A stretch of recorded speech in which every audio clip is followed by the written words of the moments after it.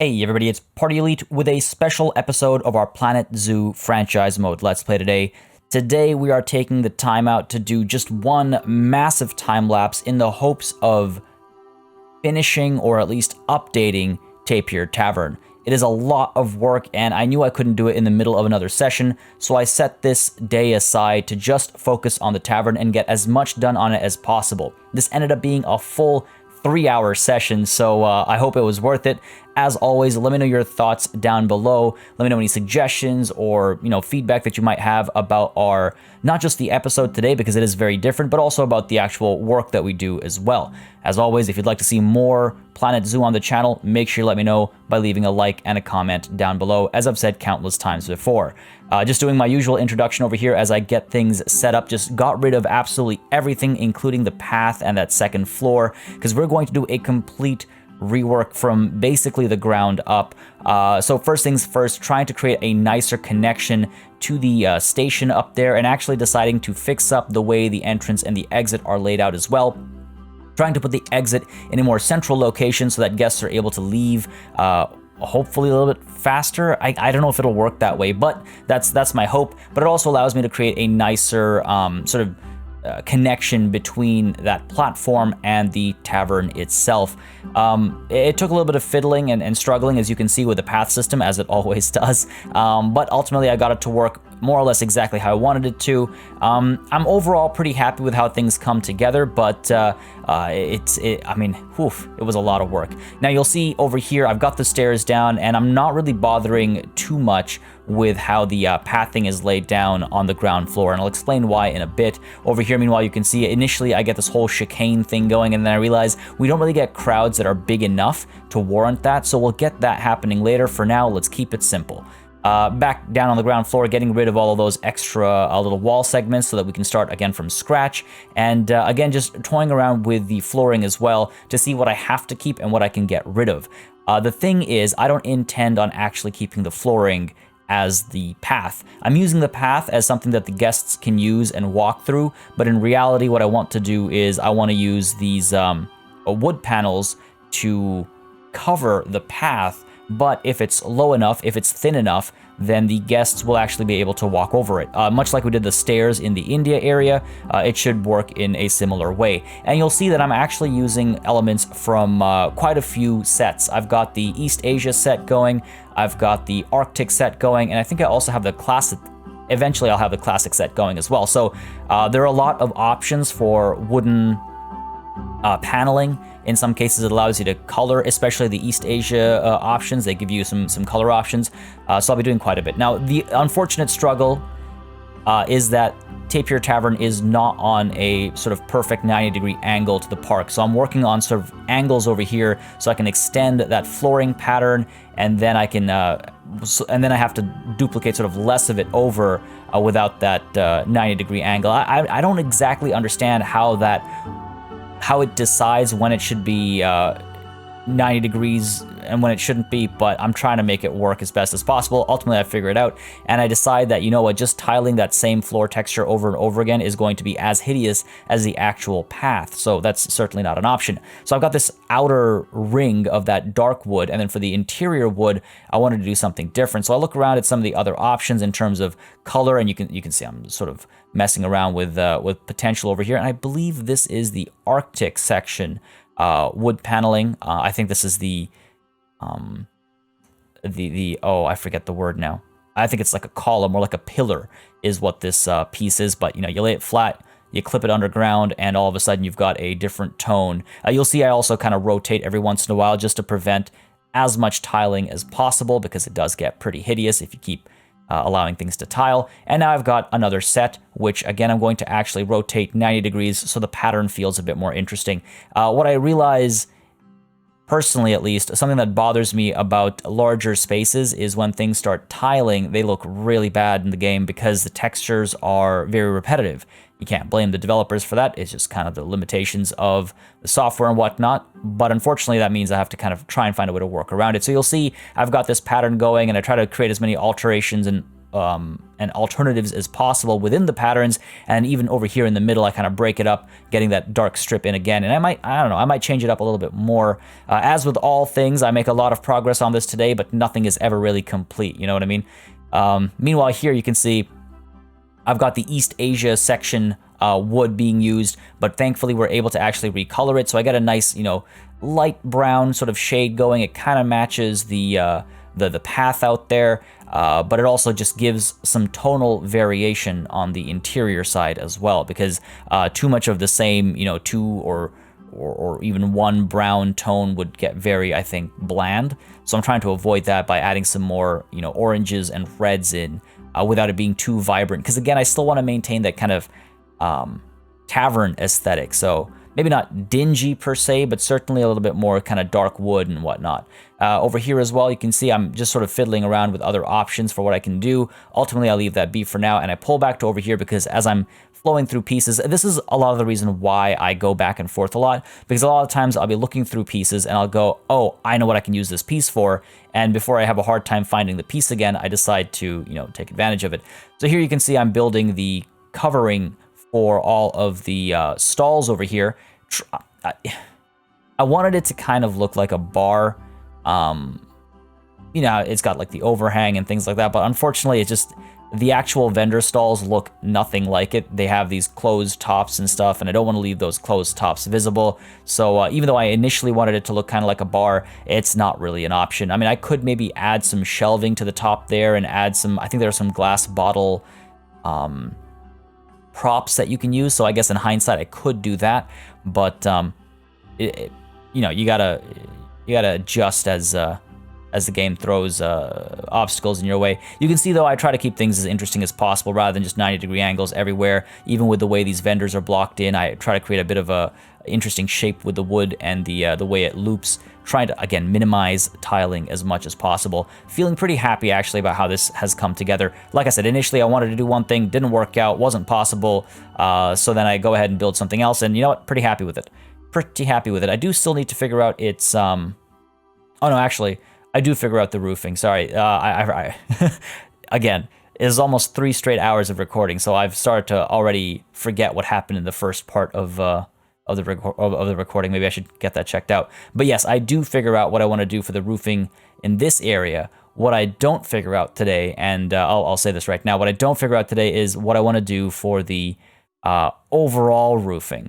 I'm just having such a struggle with that, and I'll more on that in a bit. But for now, over here, you can see just closing the gap using those East Asia pieces again, and again, you know, the more orange kind of tone of wood, just to again add a little bit of variety, make it feel like there's more going on. And even over here, the tiling was getting on my nerves, so I decided to pull that same, well, just a longer East Asia wooden plank piece, and again, just break up the texture a little bit, give it a little bit of variety, try and get it to match up. Again, the numbers weren't working out perfectly, and I think they still haven't worked out perfectly, but I'll figure that out later. That's not the end of the world. I don't mind a little bit of imperfection with this build, because again, I want it to kind of feel a little bit on like the medieval side, I suppose, a little old-fashioned, a little bit more, again, rickety-ish. I don't want to say dingy, but you know, it's a tavern.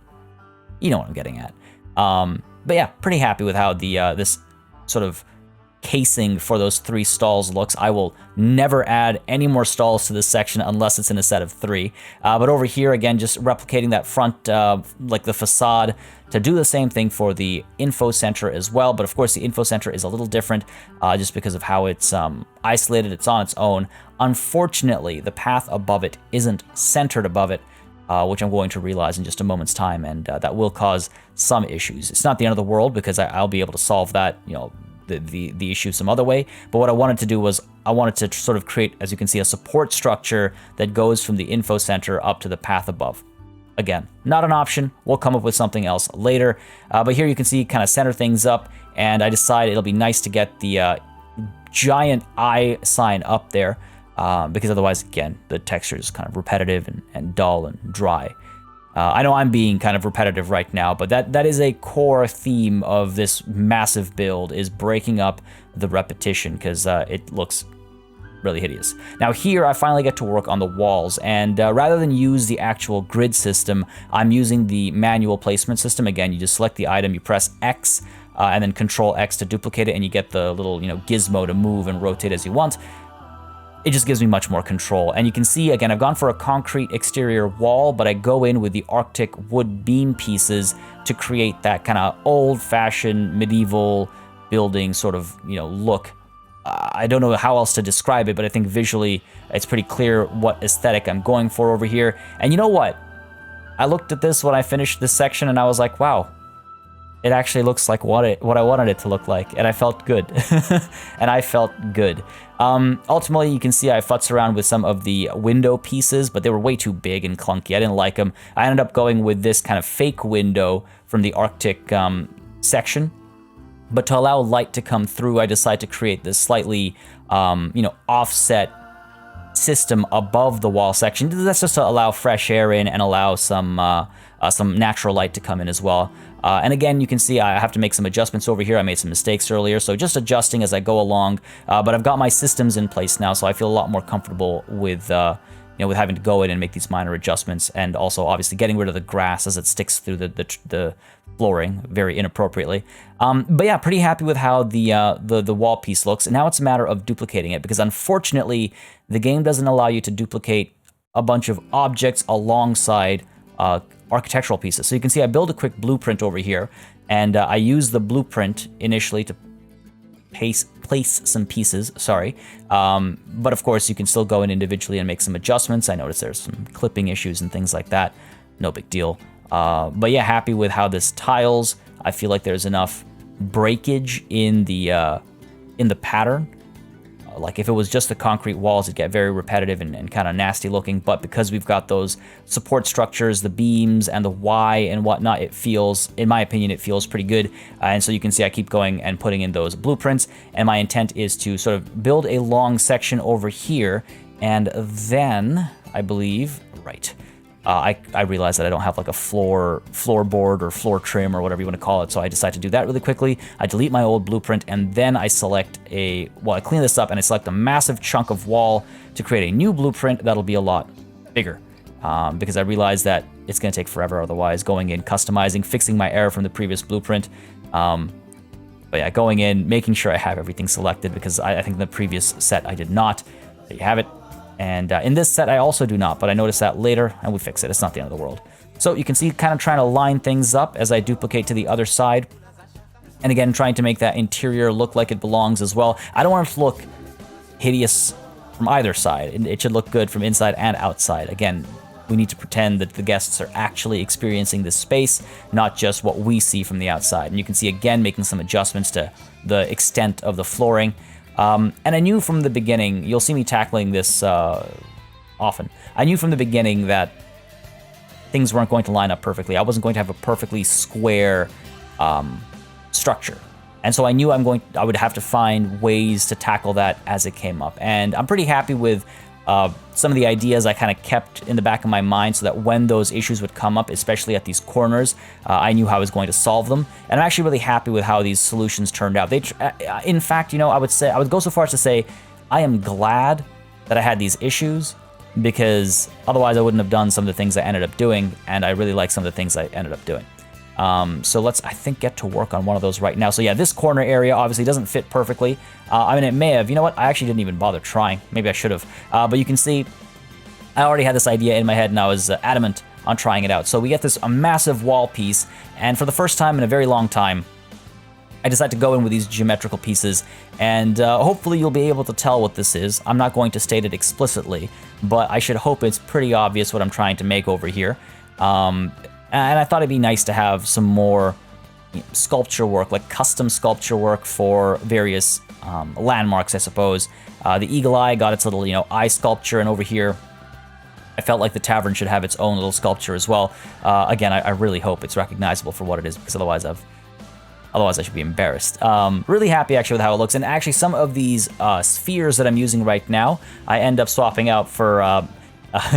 You can see me, sorry, interrupting myself here. You can see I realized that the foam here looks maybe inappropriate, so I spend far more time than necessary just trying to get rid of what it looks like and make it look like something else.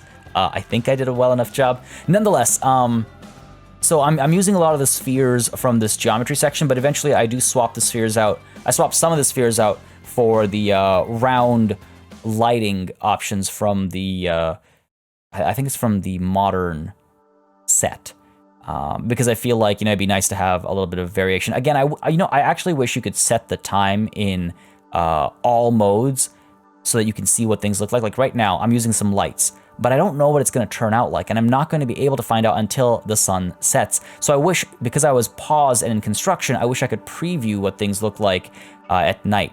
One way to do it is to go into blueprint mode, but then you're not really seeing it in context, so it doesn't really work. In my opinion at least. But you can go into blueprint mode and set the time of your screenshot, and that'll show you what your blueprint looks like at various times of day. Anyway, getting the front entrance done now, just so I can see in terms of scale how it all looks together with that,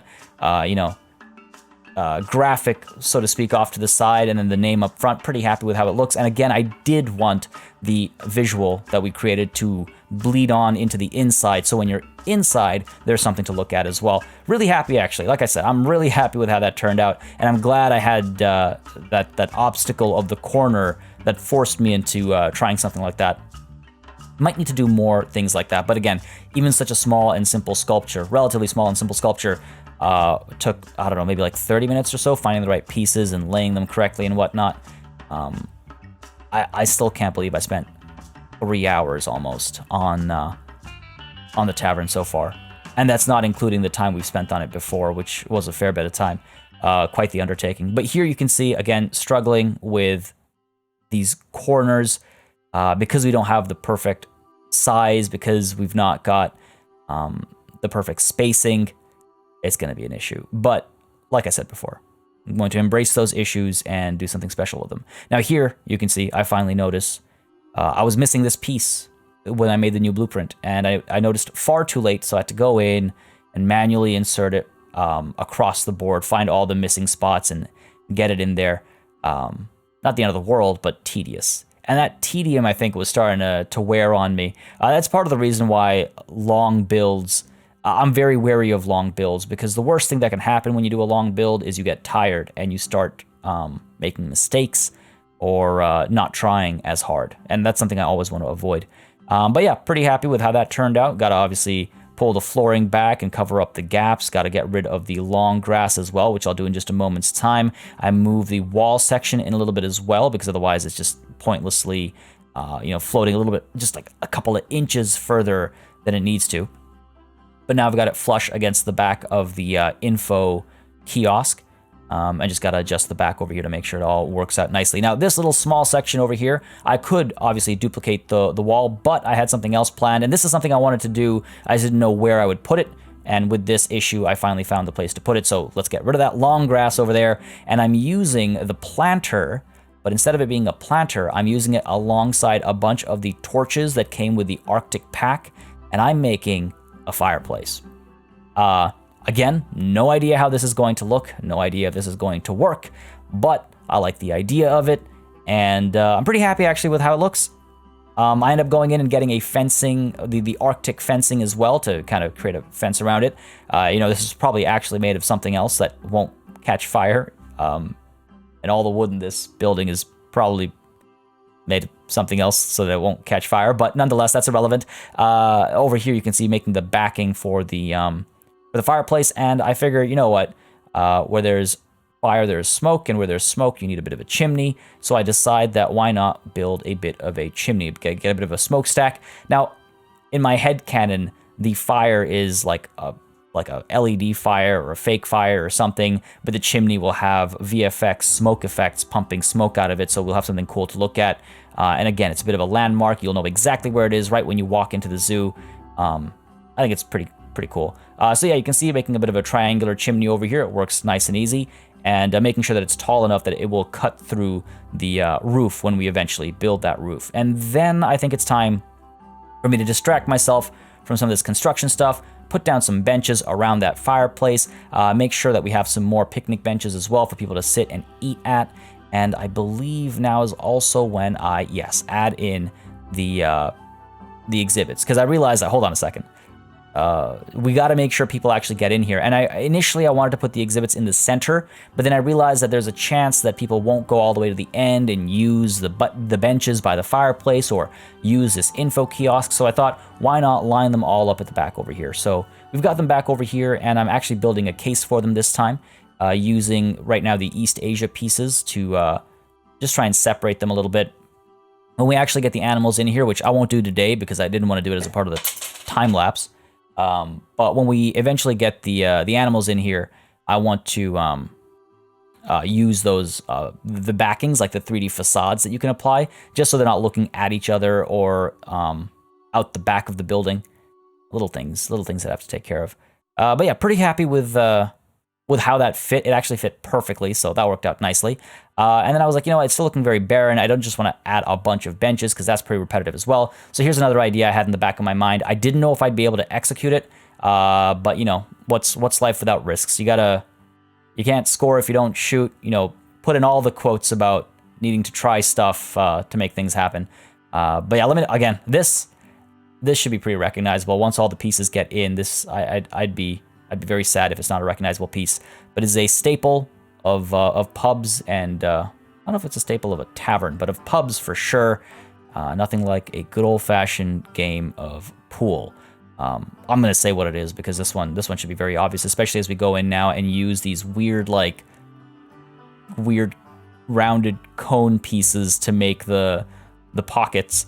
I'm actually pretty happy with how this worked out. And I could actually model out the balls and stuff as well if I wanted to, but I just thought that'd be overkill. Get the right shade of green in there and then pull in the East Asia wood pieces again to try and create the actual top part, at least, so that from the top it looks like a more realistic wooden not a building, but prop, I guess. I wish there was a bit more of a felty texture to the green area, but you know, it's fine. It's fine for what it is.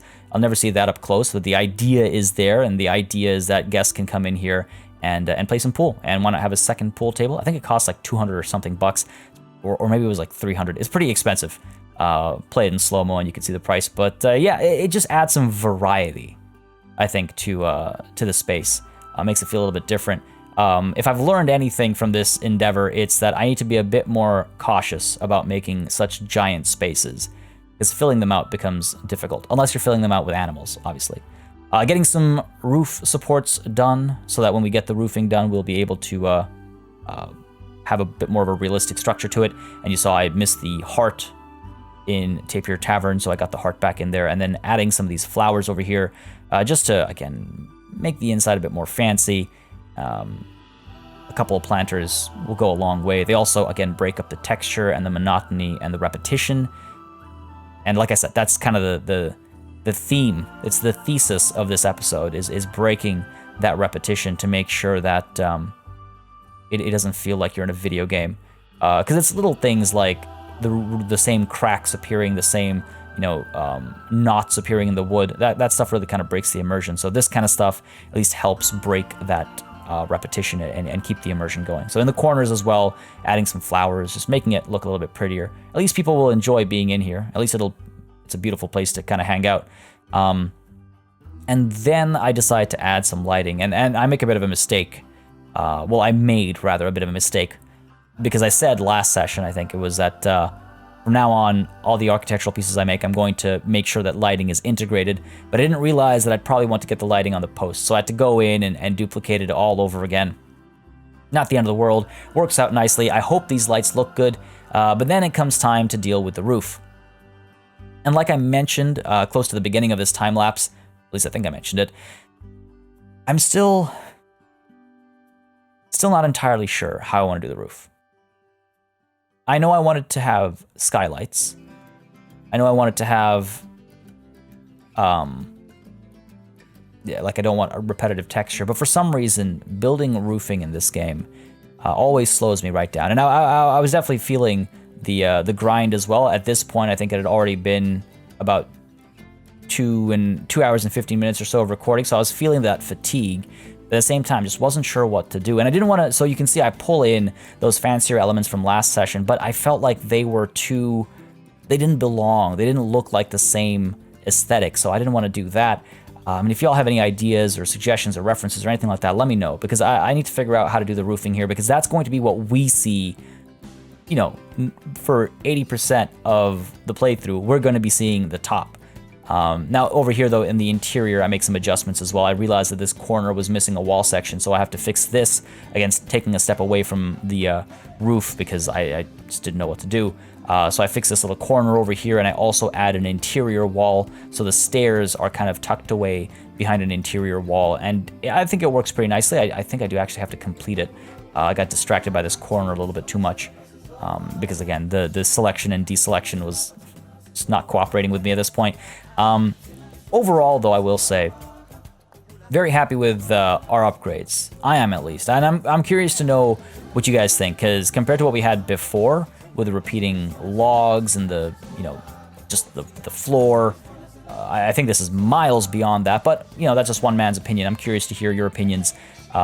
We've got so much going on over here, and I think once we get the roofing done as well, it'll feel very different as well, if I'm able to pull the roofing off. I think it's just a matter of spending some time with the separate pieces. Here, I just quickly check to make sure another toilet block will fit there, and it will. Add a couple of donation bins, because we'll need them eventually. And I also add the bottom section. You can see how much I'm struggling to select the right pieces. But I add a bottom section to the exhibits as well. But yeah, I just need to try and figure out how to play with the right pieces to make the roofing the way I want it to look, because, again, like I said, that's what we're going to be looking at for most of the playthrough. So if you have any suggestions or thoughts or opinions, let me know. Here again, you can see it's toying around with some potential, but this, I believe, is the last thing I tackle, because, again, this was a very long recording session, and I wanted to make sure that I didn't just finish things for the sake of finish things while I was tired. So this, ladies and gentlemen, after one last quick look over, is where we're going to call it a session. I hope you enjoyed this one. If you did, you know what to do. Let me know by leaving a like and a comment down below. It's a very different format than the usual episode, so your feedback is very crucial in letting me know how I move forward. As always, a massive thanks goes out to all of my channel members and patrons for supporting the channel on a monthly basis. You keep us alive and running smoothly, and a big old thanks goes out to each and every one of you for watching. Until next time, cheers.